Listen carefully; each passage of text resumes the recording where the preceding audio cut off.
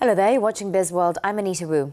Malaysia has maintained its growth momentum with trade, exports and imports registering the highest monthly value for October. Trade expanded 21.1% to 245.18 billion ringgit from October 2021 and was the 21st consecutive month of double-digit growth. According to the International Trade and Industry Ministry, the country's exports rose 15% to 131 billion ringgit, the 15th consecutive month on year-on-year expansion. The export growth was boosted mainly by higher shipments of petroleum products, electrical and electronic products, liquefied natural gas and crude petroleum. Exports to major trading partners, notably ASEAN, China, the United States, the European Union and Japan, are still growing. Meanwhile, imports was higher by 29.2% as well to 113 billion ringgit, and trade surplus decreased by 32% to 18 billion ringgit.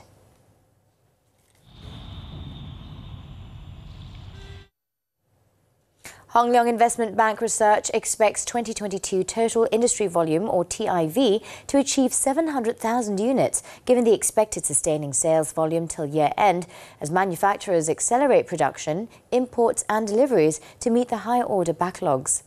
The bank has also maintained its neutral rating on the automotive sector for this year, stating Malaysia's October 2022 TIV remained high at 61,000 units. It added TIV improved 5.7% year-on-year, mainly due to the low base effect. The firm remains neutral on the automotive sector as the accelerated sales in 2022 may lower down sales expectations into 2023.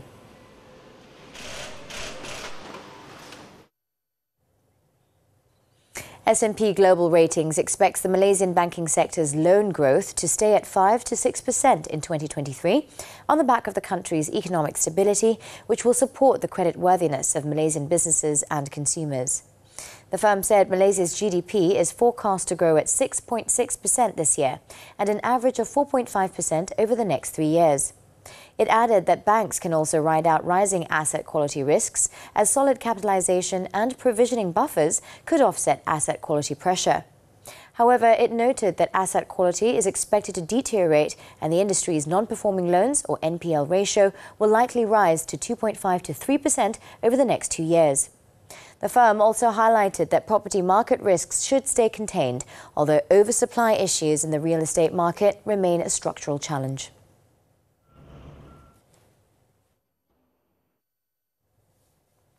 Engineering and Energy Solutions provider Kejuruteraan Asastra Berhad, or KAB, is eyeing substantial growth in its Sustainable Energy Solutions SES segment. According to its Group Managing Director, Datuk Lai Keng On, this is backed by the recognition of potential concession revenue of over 500 million ringgit until 2046. The engineering side will be actually profit margin. We are looking at a high single digit. Well, on the energy, so the SES side, on the energy side, we are looking at 15 to 25%. Yeah, about. It depends because on the engineering side, we have different type of solutions. He added the group aims to gain 200 million ringgit in revenue for the financial year 2023. It also sees steady growth from the SES segment from 20 to 40% in the next 3 to 4 years. As of November 14th, the group has 14 solar contracts in Malaysia and Thailand, comprising concession projects until 2046, with a total estimated concession value of 146.8 million ringgit, as well as direct installation projects.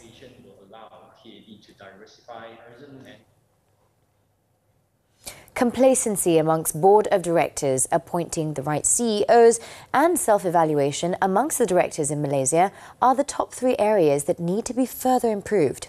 As for Institute of Corporate Directors Malaysia, ICDM, these are the key weaknesses prevalent among the local board of directors.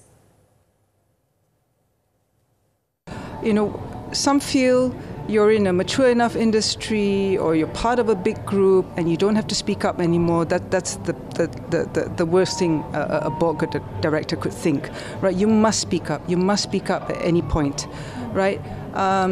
Secondly, never forget, appointing the right CEO is the most important.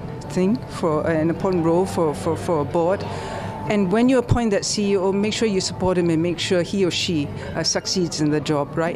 Directors showed a 29%. ICDM President and CEO Michelle Kaith Lim was speaking after the launch of the Malaysia Global Boardroom Programme. She added that highly effective chairpersons need to encourage independence and facilitate high-quality debates.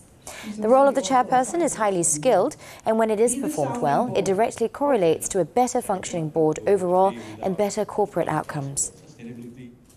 What the government is doing about it. That's all the time we have for Bizworld today. With that, I'm Anita. Thank you for investing your time with us.